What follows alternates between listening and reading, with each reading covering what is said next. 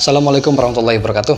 Halo semuanya, hari ini kita akan membahas tentang nilai tambah yang ada pada diri manusia atau yang dikenal dengan value added ya. Masih bersama saya Ahmad Fatahillah di channel NLP Spiritual Motivasi. Begitu.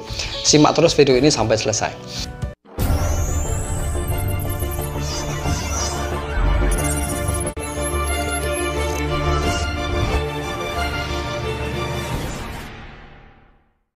Oke teman-teman, kita akan bahas apa itu nilai tambah pada diri manusia ya.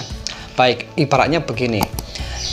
Misalkan Anda beli HP, pasti yang dicari, yang pertama kali Anda cari adalah nilai tambah dari HP tersebut. Misalkan HP tersebut kameranya bagus, kemudian ada jaringan 4G-nya atau bahkan 5G. Kemudian RAM-nya berapa? 4GB, ada juga yang 6GB dan seterusnya. Nah, semua keunggulan-keunggulan tersebut adalah nilai tambah yang ada pada HP yang Anda beli itu. Biasanya semakin banyak nilai tambahnya, semakin banyak pula manfaatnya, semakin banyak pula kegunaannya, dan semakin mahal juga harganya. Biasanya begitu. Nah, kita beli apapun pasti kita akan mencari nilai tambah atau mencari kegunaan dari suatu produk yang kita beli itu ya. Produk barang ataupun produk jasa. Selama produk itu bermanfaat, kita akan membelinya, dan semakin bermanfaat kita akan membelinya dengan harga yang lebih mahal. Nah, sama juga dengan manusia. Sebetulnya manusia itu memiliki nilai tambah ya, tapi dalam konteks manusia nilai tambah yang dimiliki oleh manusia berbeda dengan nilai tambah yang dimiliki oleh barang ataupun jasa. Kalau manusia yang dimilikinya adalah keunggulannya, keistimewaannya, seperti itu. Semakin dia unggul, semakin dia istimewa, dan semakin itu membawa manfaat pada orang lain ataupun pada dirinya sendiri, itu disebut nilai tambah yang ada pada diri manusia itu. Contoh, kalau ada orang yang kecerdasannya luar biasa ya, jenius, bisa menghasilkan suatu karya-karya yang fenomenal, itu adalah suatu kelebihan yang dia miliki, begitu. Misalnya lagi dari segi karakter, orangnya sangat jujur, orangnya sangat bisa dipercaya, orang yang sangat kompeten, itu adalah nilai tambah yang dimiliki oleh orang tersebut. Kenapa? Karena nilai tambah tersebut itu memberikan dampak manfaat pada dirinya sendiri ataupun kepada orang lain.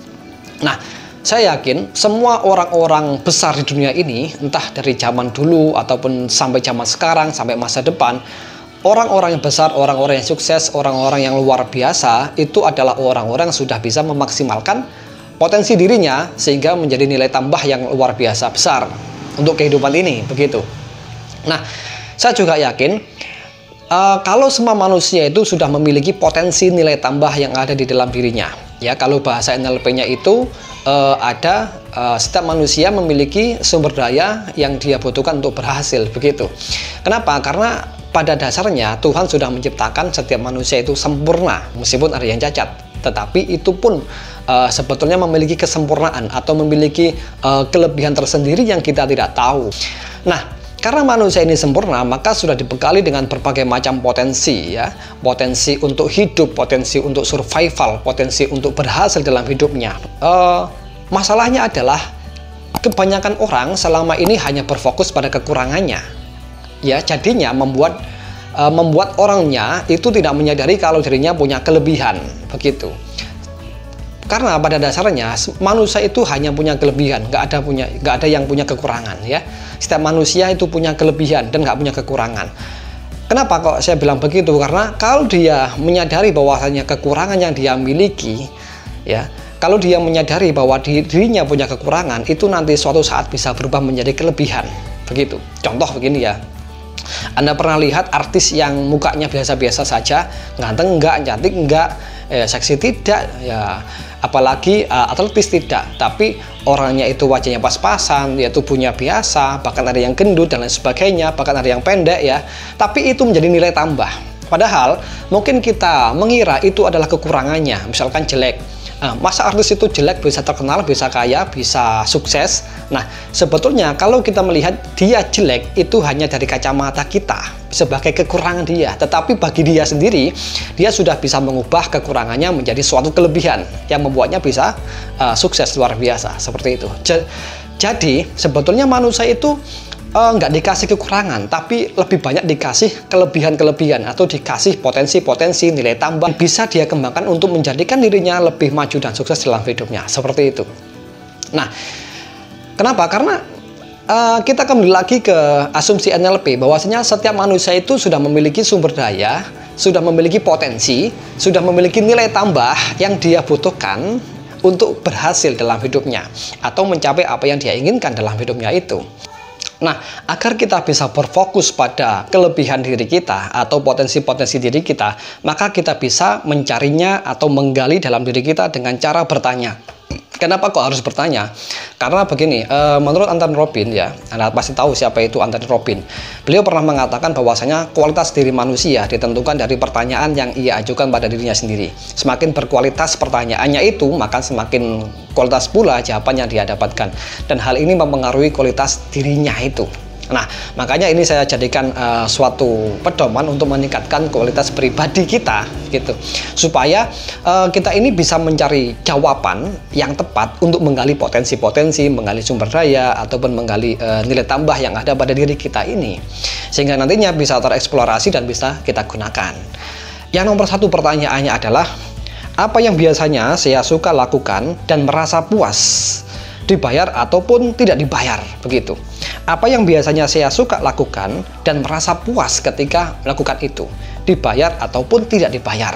Nah, ini pertanyaan untuk menggali potensi kita, menggali keunggulan diri kita, atau menggali nilai-nilai tambah yang ada pada diri kita sendiri. Kalau sudah ketemu dengan pertanyaan ini, terus kita kembangkan, kemudian akan menjadi suatu keahlian diri kita, menjadi kompetensi kita, sehingga kita menjadi orang berkualitas di bidang tersebut. Nah, dari pertanyaan yang pertama ini, mungkin kita akan mendapatkan jawaban, oh saya sukanya mancing, ya meskipun saya nggak dibayar, saya tetap mancing, saya senang, saya merasa puas, ya meskipun nggak dapat ikan misalkan, saya tetap puas. Itu bisa menjadi suatu kelebihan, ya. Di sini hubungannya dengan passion yang kita miliki, hubungannya dengan hobi yang kita lakukan, seperti itu. Contoh, ada orang yang senangannya itu menulis, ya. Menulis termasuk adalah suatu pekerjaan atau aktivitas di mana kalau dia melakukan itu dia merasa puas meskipun nggak dibayar oleh seseorang ataupun dia dibayar oleh orang lain, dia tetap merasa puas. Itulah kelebihan, ya, atau nilai tambah yang sebetulnya dia sudah memilikinya, ya. Tetapi selama ini mungkin dia nggak sadar atas hal itu. Nah, contoh begini, ada orang yang suka melatih bela diri misalkan, meskipun nggak dibayar, dia tetap melatih, dia tetap datang tepat waktu, melatihnya dengan senang hati dan merasa puas ketika sudah melatihnya, meskipun itu nggak dibayar, ya. Apalagi dibayar, mungkin tambah senang, ya. Tetapi pada dasarnya meskipun dia nggak dibayar, dia tetap senang melakukannya dan merasa puas. Kenapa? Karena di situ adalah passionnya, di situ adalah hobinya, bahkan di situ adalah kehidupannya yang sesungguhnya, begitu, ya. Atau disebut bidangnya, pakarnya. Nah, saya pernah, ini salah satu kelebihan yang saya miliki, ya. Mohon maaf, ini bukan pamer ya, tapi cerita saja. Saya itu orangnya suka berbagi pengalaman, suka berbagi pengetahuan kepada orang lain. Contohnya seperti ini. Di YouTube ini misalkan, kan viewer saya masih sedikit ataupun subscriber saya masih belum banyak, tetapi saya tetap senang melakukannya dengan merasa puas. Kenapa? Karena hobi saya, passion saya adalah menyampaikan suatu pengetahuan atau menyampaikan suatu ilmu yang sangat-sangat berguna bagi kehidupan kita. Dan saya merasa puas itu, meskipun nggak dibayar atau belum ada iklannya misalkan, ya. Nah, contoh lain, saya pernah memberikan privat NLP kepada seseorang dan saya dibayar oleh orang tersebut berapa juta gitu ya, 2 juta lebih. Saya merasa puas, ya. Dan suatu hari lagi saya juga mengajari seseorang tentang ilmu NLP dan saya nggak dibayar, juga sama, saya merasa puas gitu loh. Meskipun dibayar ataupun nggak dibayar, saya sama-sama merasa puas, ya, sama-sama merasa senang. Kenapa? Karena sudah berbagi pengetahuan yang berguna itu, ya. Nah, itulah passion, itulah kelebihan kita atau potensi yang kita miliki, dan di situ bisa dikembangkan menjadi kelebihan kita atau nilai tambah yang ada pada diri kita sendiri dalam hal apapun, ya. Nah, pertanyaan yang nomor 2 adalah, sifat apa yang biasanya saya munculkan dan itu membuat orang lain suka dengan saya? Ya, saya ulangi lagi. Sifat apa yang biasanya saya munculkan dan itu membuat orang lain suka dengan saya? Contoh begini. Saya itu kalau ngomong apa adanya pada orang, artinya itu sifat jujur. Nah, kejujuran ini, orang lain akan suka dengan kita, gitu loh. Misalkan lagi, saya itu orangnya itu kalau menghitung cepat, ya, pandai menghitung matematika, pandai menghitung fisika dan lain sebagainya. Pokoknya ahli dalam perhitungan lah. Dan orang lain selalu senang dengan keahlian saya ini. Maka itu bisa menjadi suatu kelebihan atau nilai tambah yang ada pada diri kita. Gitu. Mungkin lagi Anda kalau ngomong itu cepat, ya, itu bisa jadi suatu kelebihan. Ya, meskipun kalau orang nggak paham itu dikatakan banyak omong atau apalah gitu ya. Tetapi kalau itu konteksnya tepat, digunakan pada hal yang tepat, bisa menjadi suatu kelebihan yang kita miliki begitu, dan bisa menghasilkan dan bisa bermanfaat begitu. Nah, intinya begini, atau sifat apa yang kita munculkan dan itu membuat orang lain juga senang dan kita juga senang memunculkannya. Misalkan ada orang yang kecenderungannya itu jujur, ada orang kecenderungannya itu bisa diandalkan, ada orang kecenderungannya itu senyum dan lain sebagainya. Semua sifat-sifat itu kita lakukan dengan otomatis, ya, dengan senang hati kita lakukan, meskipun nggak diperintah oleh seseorang. Misalkan orang jujur, dia akan jujur begitu saja. Dia orang yang amanah, dia akan amanah begitu saja meskipun tanpa diminta oleh orang lain. Itu adalah suatu kelebihan, ya. Nah, yang ketiga adalah apa saja 10 hal positif dari diri saya. Apa saja 10 hal positif yang saya miliki begitu. Misalkan saya orangnya sehat, itu kelebihan. Saya orangnya pandai berbicara, itu kelebihan. Saya orangnya adalah pandai mencari solusi, itu adalah suatu kelebihan. Saya orangnya peduli sama orang lain, ya, peduli sama teman. Nah, itu suatu kelebihan. Maka cari 10, ya, setidaknya 10 hal baik yang ada pada diri Anda. Gitu. Itu adalah suatu kelebihan. Kenapa? Karena kalau hal itu dikembangkan terus akan menjadi sesuatu yang bermanfaat bagi diri Anda sendiri ataupun kepada orang lain. Nah, di sini yang perlu digarisbawahi adalah bahwasanya nilai tambah itu tidak hanya potensi yang kita miliki, tapi sesungguhnya potensi itu sudah memberikan nilai manfaat, sudah memberikan nilai kebaikan kepada diri kita sendiri ataupun kepada orang lain. Itu baru disebut suatu kelebihan. Selebihnya, kalau kita sudah memiliki potensi tapi belum memiliki nilai manfaat, baik itu kepada diri sendiri ataupun kepada orang lain, itu masih disebut dengan potensi saja. Masih disebut dengan keunggulan diri kita. Tetapi itu belum berarti menjadi nilai tambah yang ada pada diri kita, selama kita belum memberikan manfaat pada orang lain lewat kelebihan-kelebihan yang kita miliki itu. Nah, contoh ini ya, misalkan kalau Anda nonton film superhero ya, Anda misalkan tahu Flash, Superman, Batman dan lain sebagainya, mereka sama memiliki kelebihannya masing-masing, ya. Dan kelebihannya itu berguna di dalam misinya untuk menyelamatkan umat manusia. Maka itu disebut dengan nilai tambah yang mereka miliki, meskipun berbeda-beda. Nah, sama dengan kita manusia biasa ini, meskipun bukan dalam film ya. Nah, kita ini memiliki keunggulan, kita ini memiliki sesuatu yang baik dalam diri kita. Nah, ini kita gunakan semaksimal mungkin, kita kembangkan ya. Kita gunakan agar memberikan nilai manfaat kepada diri sendiri ataupun kepada orang lain. Lebih-lebih kalau bisa menghasilkan yang bernilai uang atau bernilai apalah ya, meskipun nggak semua kelebihan kita bisa diuangkan. Meskipun uang juga bukan ukuran untuk kelebihan kita, tidak. Tetapi ada banyak orang yang memiliki kelebihan dan itu bisa menghasilkan uang, ya, atau bisa memberikan manfaat yang besar kepada orang lain, begitu. Itu namanya suatu kelebihan atau nilai tambah yang kita miliki, begitu. Nah, dari ketiga pertanyaan tadi, ini kita bisa menggali atau mengeksplorasi kelebihan-kelebihan atau potensi-potensi yang ada dalam diri kita, begitu. Kemudian kalau sudah ketemu, kita lakukan, kita kembangkan terus sehingga menghasilkan sesuatu yang bermanfaat untuk diri kita sendiri ataupun kepada orang lain. Nah, itu baru disebut nilai tambah. Nah, di sini yang perlu digarisbawahi lagi adalah sesungguhnya nilai tambah itu ada dua ya. Yang tadi saya sampaikan itu adalah nilai tambah yang bersifat non fisik. Sekarang ada nilai tambah yang bersifat fisik, misalkan tampan, ganteng, cantik, seksi, sehat dan lain sebagainya.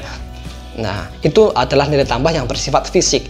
Ada juga nilai tambah yang bersifat non fisik, seperti bisa dipercaya, pekerja keras, cerdas, pintar, punya pengalaman dan lain sebagainya. Itu adalah nilai-nilai tambah atau potensi-potensi yang sifatnya non fisik, di mana potensi non fisik ini itu jauh lebih potensial, artinya jauh lebih berguna pada diri kita sendiri. Meskipun yang secara fisik juga berguna, tapi jauh lebih berguna yang secara non fisik. Contohnya kalau kita orang jujur, itu sangat berguna. Orangnya dapat dipercaya, itu berguna. Pekerja keras bisa diandalkan, orangnya rajin dan sebagainya. Itu semuanya adalah nilai tambah non fisik yang sangat bisa berpotensi untuk menjadikan kita sukses, begitu. Anda lihat saja, orang-orang sukses di dunia ini kebanyakan adalah orang-orang yang sudah maksimal untuk mengembangkan potensi dirinya atau semaksimal mungkin memberikan nilai tambah kepada orang lain. Contohnya kalau kita dalam Islam ada para nabi, para rasul, ya, para ulama. Mereka ini orang-orang berhasil di bidang agama, dalam menyebarkan agama, begitu.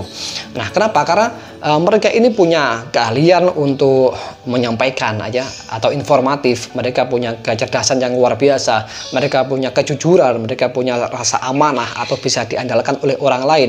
Nah, sifat-sifat ini berguna bagi dirinya ataupun kepada orang lain, sehingga mereka ini berhasil dalam misinya untuk berdakwah. Contoh lain, misalkan para ilmuwan, ya, ilmuwan itu memiliki kejeniusan yang luar biasa, bisa menemukan sesuatu, ya, dan itu berguna bagi masyarakat. Maka itu disebut dengan nilai tambah yang ada pada diri mereka. Contoh lagi adalah misalkan seorang atlet.